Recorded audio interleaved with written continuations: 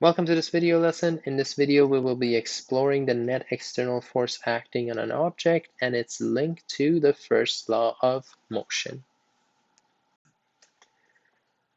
The learning goals for this lesson is to state the first law of motion, to calculate the net force, and to use first law of motion to explain real life situations. So, as we discovered in our last lesson, forces are a vector quantity. Similar to projectile motion, sometimes it's easier to break forces down into their components, similar to the diagram shown below. Note that weight is broken into two components, W times sine theta and W cos theta. So looking at this box over here, looking at it as its interactions, there's interaction with Earth, which is the weight or the force, gravitational force, that's acting downwards. And in terms of its contact with the surface here, it will cause a frictional force parallel to the surface. So imagining that it's sloped in this direction, it wants to go in that direction, and force of friction will resist this motion. And a normal force, kind of pushing it, so that's coming from the surface over here, pushing it upwards, otherwise this would fall down. The weight here, the force of gravity, can be broken down into two components. Usually if things are in terms of a slope, we always choose the x direction to be parallel to the surface. So in this case, we would break this down into its components in this x direction and perpendicular to the surface, which will be here. And note that the sizes of these two forces will always be smaller than the weight itself. So in terms of magnitude, this is going to be smaller and this is going to be smaller than W. But we use the same ideas. Theta is here. Using some math, we will find that theta is also here. And sine of that angle is here, so that's W sine theta. And this is adjacent, and therefore that's cos theta. So that's kind of like an introduction to two-dimensional vectors, but we're not going to cover much 2D yet. The next most important thing that we need to know is what is a net force or resultant force. The resultant force or the net force is a combined effect of all forces acting on an object. And by combined effect, we're talking about, it's kind of like a vector sum of all forces. So vector sum of all forces in a particular direction. So, for example, in this case over here, find the resultant or the net force acting on this box. And in this case, we can see there's nothing acting in the vertical direction, so everything is in the x direction. And in the x direction, we got a force acting to the right, force acting to the right, and a force acting to the left. You get to decide your direction. In this case, I'm going to take right to be my positive. And if that's the case, I'm adding everything that's going to the right as positive and everything that's going to the left as negative. So that's positive 12 plus positive 15 plus minus or negative 14. So that's going to be 12 plus 15 plus negative, that makes it a negative 14. Adding all of these up, we will get 13. Our unit is newtons, and in terms of direction, our F net x will be 13 Newton in the, so this is just the magnitude, so I actually don't even have to write the direction. This is going to be 13 Newton in the right direction. It's always the same as our positive. So F net x for this next one, let's give this a vector quantity. You can try the diagrams on your own, and then we can take them up. I'm just going to go up a little bit if you want to try it out. And for this one, I'm going to take right to be positive again. And forces acting in the right direction, 18, 12, and 14. And one is acting in the left direction, so that's going to be minus 38. And when I add all of those up, I get 6 Newton in the right direction. For the next one over here, I'm going to take up to be positive. You can take down to be positive, but completely up to you. And to add all of these vectors, we have the 100 Newton here, which is going upwards. So that's 100 plus. And these are all acting downwards. So instead of positive, I'm going to use negative because it's plus negative those values, which makes it a negative. And we got 1, 2, 3, 4, 5 times 25 each. Once we add all of these up, we will get negative 25 Newton in the up direction, and we could rewrite this as 25 Newton in the down direction. For the next one, we're going to take up to be positive again, and in this case, I have 27 acting upwards, plus negative 14, and plus negative another 14. And this would give me negative 1 Newton in the up direction. And you can also write this as positive 1 in the down direction. Let's do a few more examples. And let's do this one. And we can also have F net in the horizontal and F net in the vertical direction. And you can also write them as X and Y. So I'm going to take this to be positive in right and up.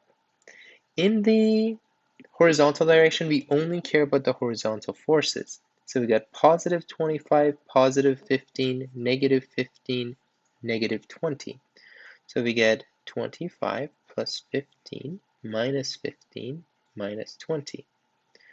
These two just cancel out, and we're left with 5 Newton in the right direction. And for the vertical direction, we got 20 going up, we got 15 going down. Those are the bottom surfaces. And on the top surface, we get 1 which is positive 15 going up and 10 going down.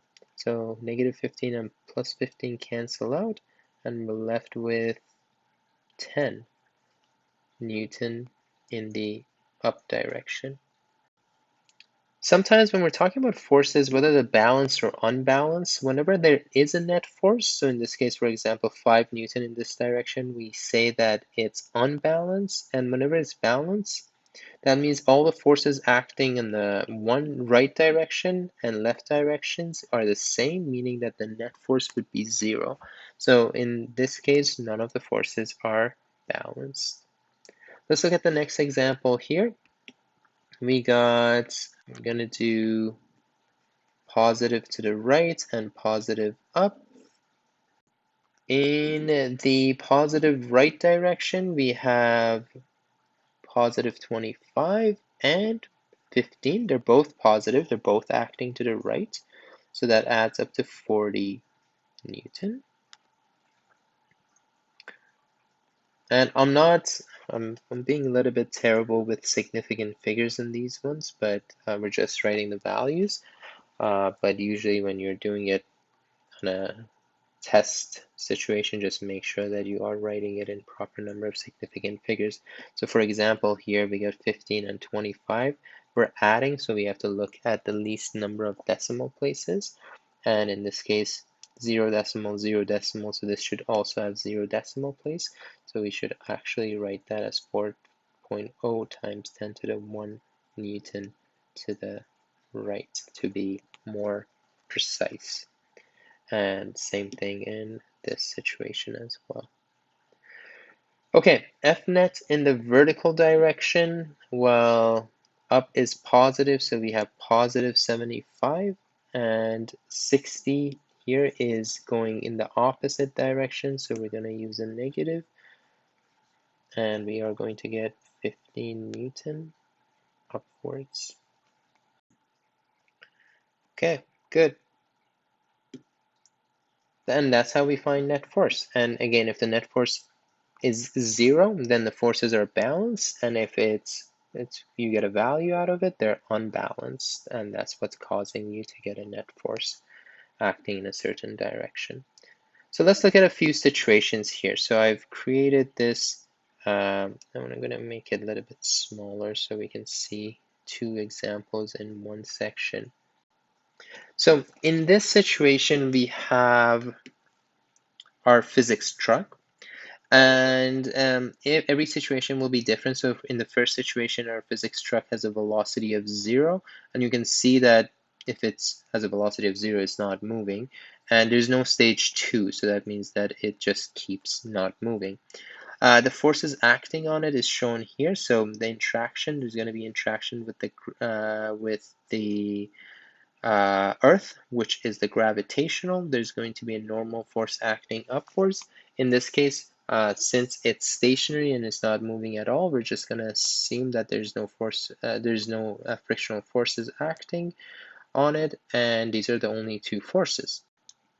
So first of all, in the horizontal direction, are the forces balanced, unbalanced? And in the vertical, are they balanced or unbalanced? Is the velocity 0, constant, or is it changing? And is the acceleration 0 or constant? So we're going to do this for the next set of diagrams, or for all of the diagrams. So we want you folks to try it out for these two first, and then I'll take it up.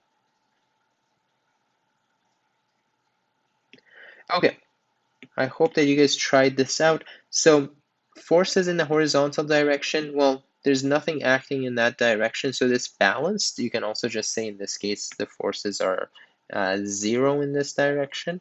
It's going to be balanced.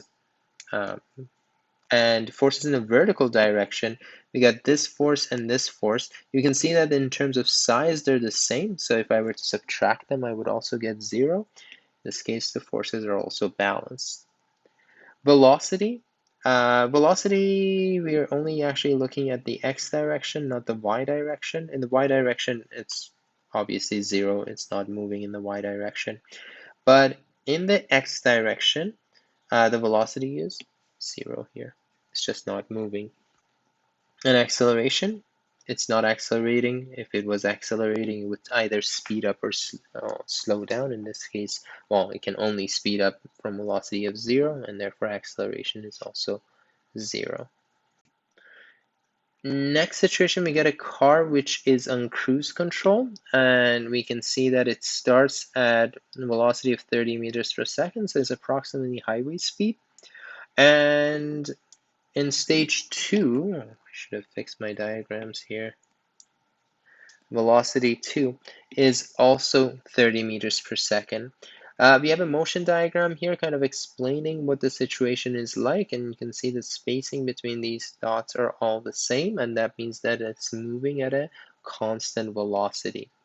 So first of all, we know it's constant velocity, so I'm going to put that in.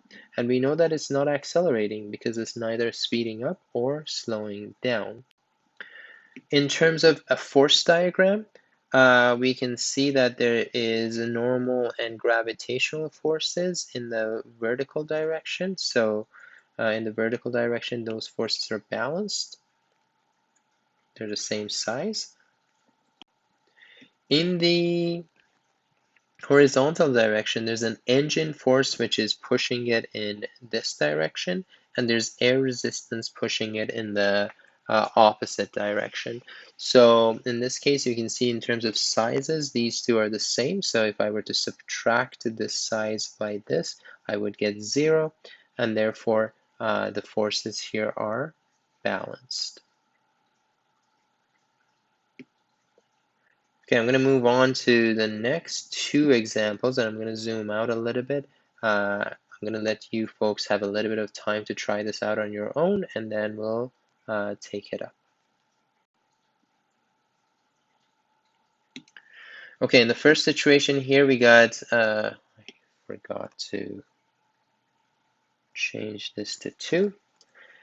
Okay, We have a situation in which we get a car starting at velocity of 0 and it's speeding up to 30 meters per second. Using a motion diagram, we can see that from 1 to 2, it's speeding up. In terms of forces, we can see in the vertical direction, they're the same, so they're balanced. And in terms of, oh, sorry, wrong one, balance. In the horizontal direction, we can see that there's only one force, it's the engine force, and at the moment it seems like there is not a significant amount of air resistance slowing it down. So only one force acting on it, and it seems as though this is an unbalanced force because this force or forces acting in the right direction are bigger than the ones from left. And in this case, E is engine and not east. So I will put that in so it's not confusing. In terms of velocity, in this case, we can see velocity goes from 0 to 30. So it's not 0, it's not constant, it is changing. And in terms of acceleration, well, in this case, the object is speeding up, and if it's speeding up, there needs to be an acceleration because there is a change in velocity. And as soon as there's change in velocity, there must be some sort of acceleration. Okay, in the next one over here, we got the same situation. We got objects speeding up, but we got two forces. We got an engine force and we got a force by air, so there's some air resistance. In the vertical direction, we can see that the two forces are the same, so it's balanced.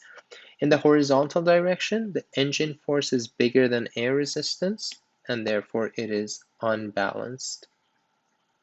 We can see that the velocity is changing. Initially it's slow and then it gets faster. So velocity is changing, and as soon as velocity is changing, the object is accelerating. Few things to note in terms of directions. We can see that the unbalanced force is bigger on the right hand side, and we can see that the acceleration is also to the right direction. And in this case also, it's bigger in this direction, and also the acceleration is in the same direction. Okay, what do we learn from these exercises? I'm going to, it's a little bit hard to zoom out from everything, so I'm just going to go here and look at this situation first. In these first two situations, we notice that the forces in the x direction, let's not worry about the vertical direction at the moment, were balanced. And whenever we had force of balance, the object was either at zero velocity, so it was either at rest, or it was moving at a constant velocity. So we saw that in the situation where the forces are balanced, the object could be moving at a constant velocity. So, okay, that's that situation. And in this situation, we've noticed that when the forces in the x direction were unbalanced, then the velocity was changing and the object was accelerating. So we're assuming that acceleration is constant. Actually, it could be non-constant, but it doesn't really matter. There is acceleration when there are unbalanced forces. So that was the purpose of the activity. And let's talk about some definitions. If the net force or vector sum of all forces in all directions equals to 0, we say the forces acting on the objects are balanced, or that the object is in translational equilibrium. Now, we could say this also if it's also in one direction. So for example, if forces in the x direction are balanced, that means that force acting in the right direction is equal to the force acting in the left direction. This is going to be balanced forces. And we can say that in this direction, the object is in translational equilibrium. And translational means that we're talking about movement right and left and up and down. There's also rotational equilibrium, which we may or may not talk about, definitely not this year, but You may talk about it next year. But there's translation, and sometimes we just say it's equilibrium because in grade 11 and 12, in many of the curriculums, we don't cover rotational movements. So a few things again, when two forces or all the forces acting on an object are balanced in a certain direction, then it is in translational equilibrium, and F net in that direction is equal to 0. So when you add all of the forces, vector sum, so this being positive and this being negative, when you add them up, you're going to get a 0 net force. Now, Newton's first law of motion says or states that if the net external force on an object is 0, if it's 0, that means the forces are balanced, the object will remain at rest or continue to move at a constant velocity. I'm going to highlight this. So if the net force is 0, or if the forces are balanced, or if the object is in translational equilibrium, or just equilibrium, that means the object will either remain at rest or continue to move at a constant velocity. Going back to here, that's exactly what we noticed. When the net force was 0, or when the forces were balanced in the x direction, the object was either at a 0 velocity or moving at a constant velocity. As soon as we had a change in velocity, the forces became unbalanced. So we need to have an unbalanced force in order to cause a change in motion.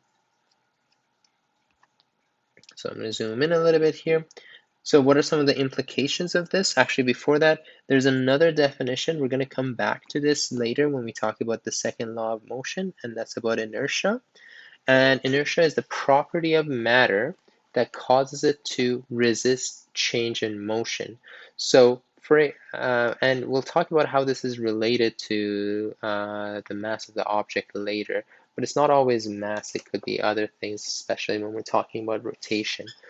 But it's a property that will resist the change in motion. So that means it will make it either harder or easier for an object to change its velocity or accelerate.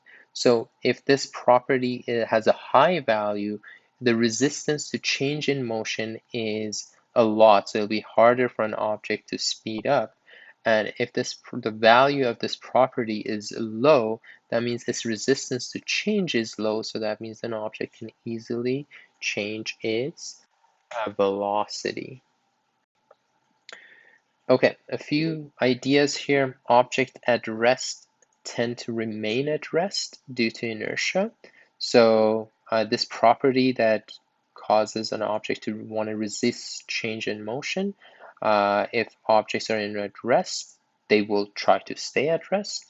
Objects in motion tend to remain in motion due to their inertia again, due to that resistance of wanting to change. If the velocity of an object is changing in either magnitude or direction or both, the change must be caused by a net external force acting on an object.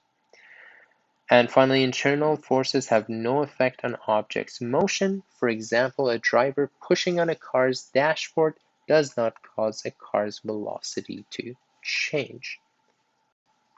So this first law of motion, I like to sometimes refer to kind of not wanting to change. So for example, if you are sleeping and you're having wonderful dreams, and if nobody does anything to you, then you will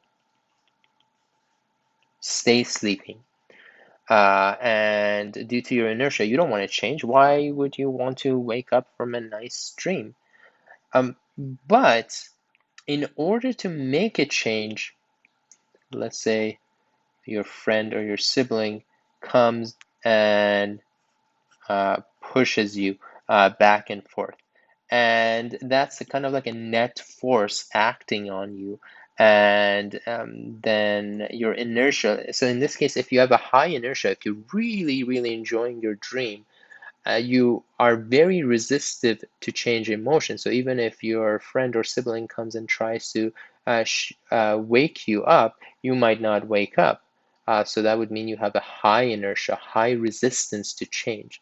Whereas if you had a low inertia, as soon as your friend comes and shakes you, you will wake up. So you will change your motion. And that's the case. So for objects, if they're moving, for example, at a constant velocity, uh, or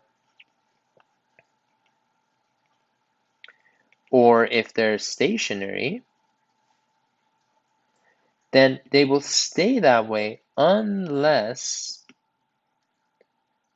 there is somebody who comes and pushes it, or kind of try to change its motion. If that push or pull or whatever the force is, whatever the cause of the force is, if that's non-existent, then the object will not move. So there needs to be a net external force or unbalanced forces acting on an object in order for it to change its motion.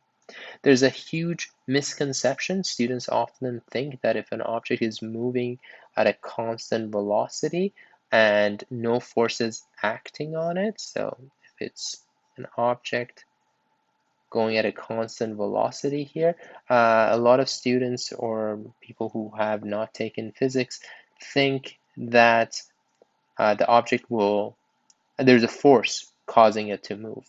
But that's not the case. If an object is already moving, then if there's nothing slowing it down, then it's not going to slow down. It's going to keep going based on first law of motion. Okay, so let's do our summary table here. We got different situations and we want to talk about the resulting motion. In the first situation, there's no forces acting at all. So is the net force zero or is it non-zero? So circle that and then write your resulting motion. What are the possible motions that these may cause? Write them down and I'm going to take it up in about, well, just pause the video and then I'll take it up. Okay, so for the first one, no forces acting at all. So that means the net force acting on the object is zero.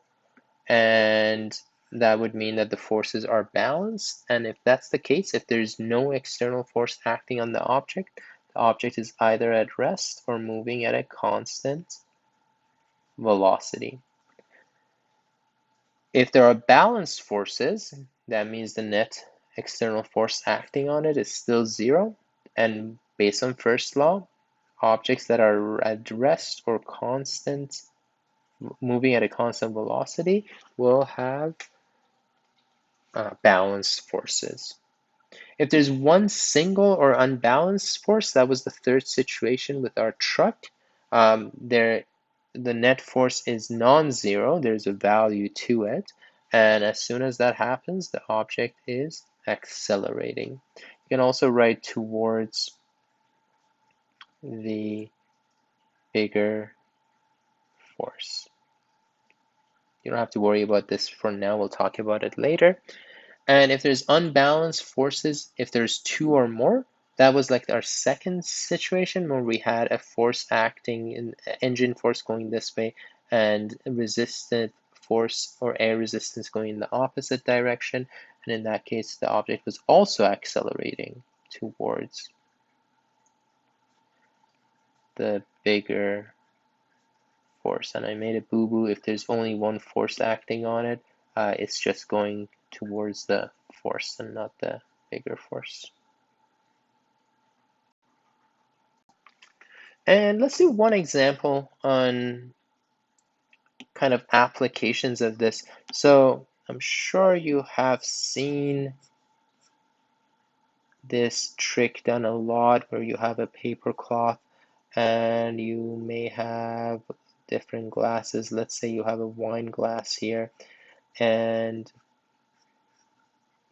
let's say you have many. Actually, the more the better, makes it a little bit easier. And you get somebody who looks like a magician who comes and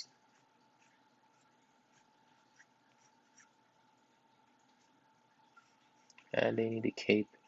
And terrible drawing, but they are going to pull a paper cloth. And as they do this, what ends up happening is that these things stay where they are. And what's happening with that? So, explaining that through the first law of motion, we know that objects that stay at rest objects that are at rest want to stay at rest unless there's a net external force acting on them. In this case, if the magician comes and pulls this cloth at a fast enough speed, what ends up happening is that there isn't enough time for our objects to kind of notice that change.